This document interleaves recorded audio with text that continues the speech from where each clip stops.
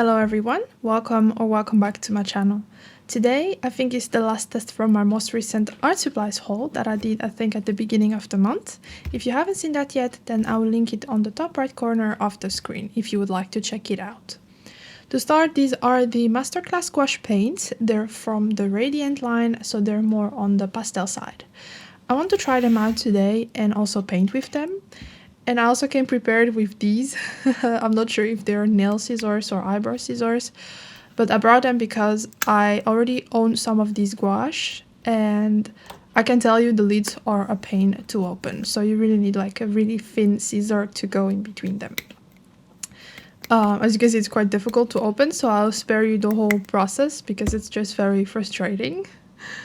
And yeah, I also got a little bit on my hands as I was opening them, but I finally got to open them here. So yeah, anyways, let's start swatching. I'm going to swatch all of them. If you're not a big fan of swatching, then feel free to skip onto the timestamp on the screen. So what I would like to do here is not only to swatch the colors themselves, but also test what kind of mixes I can get with all those colors, because later on I would like to paint using only these gouaches, so no other brands, no other colors, no black, no white, and I want to see how they mix with each other, what kind of colors I can get. I'm going to use the watercolor chart mixing technique. I know it's not the best way to swatch any colors because it doesn't really tell you that much, but it still gives me a general overview of what I can get. So first I swatch each of the colors, and I also kind of realized I miscounted the boxes I should have put on the chart. I think I should have added one more line, but anyways, it's fine. So I skipped one color during this swatching process, and then I will do it around the end. So the first color, which looks like a lemon yellow, is called Radiant Lemon, and it contains, bear with me because I'm reading this as I'm doing the voiceover, I'm reading it on the gouache pots. It is made with PY3 and PW6 with 3 stars light fastness. The second one is called Radiant Yellow, made with PW6 and PY110 with 3 stars light fastness. Then the third color is Radiant Red, made with PY6 and PR179, also with 3 stars light fastness. The blue, so that next blue, because I do have 2 blues. It's more on the cold side, which is called Radiant Cyan, made with PW6 and PB15 column 3 with 3 stars light fastness. The purple color is called Radiant Violet, made with PW6 and PV23 with 2 stars light fastness. And finally, the last one is Radiant Green, made with PW6 and PG7 with 3 stars light fastness. So what I was trying to do here as I was mixing was to make sure I created a color that was exactly in the middle of both colors. At first I tried using a 50-50 ratio, but some colors have a stronger tinting strength than others, so that didn't always work. I just adjusted the mix until it looked like it sat right in the center between the two colors. And I know the best way to swatch these colors would be to making gradient. Oh my god, I think that was a wrong English sentence structure, but anyways. So it's like if you are mixing yellow and blue, you would start with most yellow, so actually only yellow, then you add a little bit of blue, then a bit more, and so on until you end up with pure blue. And that way you can see the full range of the mix, but that would take a lot of time, so that's why I decided to use this chart instead. With this chart, as long as the mix sits exactly in the middle, it gives me a good starting point. And from that middle color, I can imagine what I'd get if I added more blue, for example, or more yellow into that middle color that I just got. Another option, I think, would be to using this circular mixing chart. I don't really know how they're called. And the thing with those is that you usually mix 2 or 3 colors at a time, which is fine, but for what I want to do right now, it's not very practical because I want one chart where I can see all the colors all together. Okay, and last but not least, we have this blue here. This is the blue that I didn't fit in the chart, and I was lucky I still had some space in the bottom, so I could also mix the colors there. And this blue is the Radiant Blue made with PW6 and PP29 with 3 stars light fastness. Okay, so my thoughts about how the mixes look like. So I find that the most vibrant colors come from the lemon yellow mixes, as you can see. Yeah, this orange and this green are very vibrant compared to all the colors, at least all the mixes that we have here, as well as this kind of green, turquoise green, I would say. And the orange gave us a really nice muted brown autumn looking colors, especially this orange. I love this orange. It's very beautiful.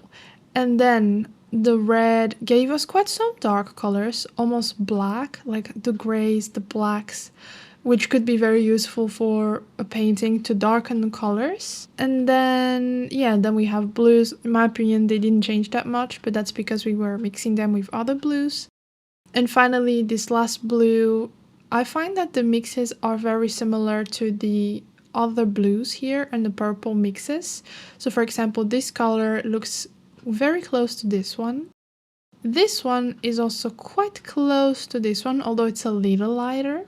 And this one is very close to this one, just a little bit lighter, and these two are exactly the same color in my opinion. When trying new art materials, I always like to actually paint something with them to see how they behave and how they look like in an actual piece. So I decided to paint something, though I had a bit of a hard time figuring out what I could paint using only pastel colors. Because, yeah, I don't always everyday paint with only pastel colors, or I don't even think I ever painted with only pastel colors ever at all. So I had a bit of a hard time figuring out what kind of subject or object I would come up with. I just decided to go with a peony, because I think that would fit quite okay with the colors that I have here. Oh, and also when I purchased this set, I initially also purchased, so part of my order there was like another color. So these are not all the colors in the Radiant line. There is another color called Radiant Magenta, and I saw that I got a refund from the store where I bought these from, because they didn't have the Radiant Magenta in stock anymore, so they refunded me. But it was supposed to be part of my order. So I don't have a pink in this set, which I think would have been very useful for the peony, but I think I'm gonna make it work with the colors I have right here.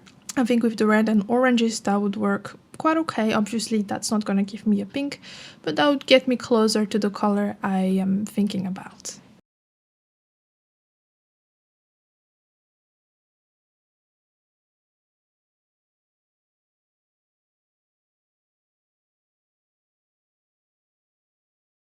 So the paper that I'm using here is the Paint on Mixed Media Naturel from Clairefontaine. It's the A5 sized one with 250 GSM in the natural color. And something I noticed while painting and mixing colors is that some of the mixes turned out so vibrant that they almost looked neon. You probably see it later on with the green mixes, but I even already noticed it with the yellow. It looks almost fluorescent, especially on the paper I'm using. I don't know if vibrant is the right word, but it's more punching, punching in the face with the brightness. It's really nice, in my opinion, if you want colors that feel neon, but are still light fast. As for vibrancy overall, I'm a bit unsure. Of course, they are vibrant, but they kind of have a film on top of them, like a chalky film or chalky finish. Of course, makes sense because these are pastel colors and they contain white. And also from the pigment information, I noticed that at least in all of them, I think, the white pigment, so the PW6, goes first, and then the green pigment, for example, for the Radiant Green, comes second. And what I learned is that the first pigment that they list is the most in amount, and then the next ones are in smaller amounts, so on and so forth, and the last pigment would be the least amount in comparison to everything that is in that tube or in that I don't know if these are called jars or pots. And yeah, so that's something I think to take into account. I'm not sure if it's because I'm using the brown paper, but I also find that in the sketchbook that I was using, they also kind of look chalky. So I think this is something to take into account. That's say for the price to performance ratio, I really can't complain because these are quite affordable compared to also how they're performing. I find them to perform very well. I think I paid about almost €3 per pot, but I even got them with I think like, I don't know, 10% discount or 15% discount. And that was even a small store, which sell them at a little bit higher price because they're a small business. If you go to larger art supply stores, I saw they sell them there for a little cheaper than that. Well, if you are experimenting, learning, or just painting with a lot with gouache, I think these are great. Only to bear in mind that they can look a little chalky, at least this line. I'm not talking about the whole Masterclass line because they're great.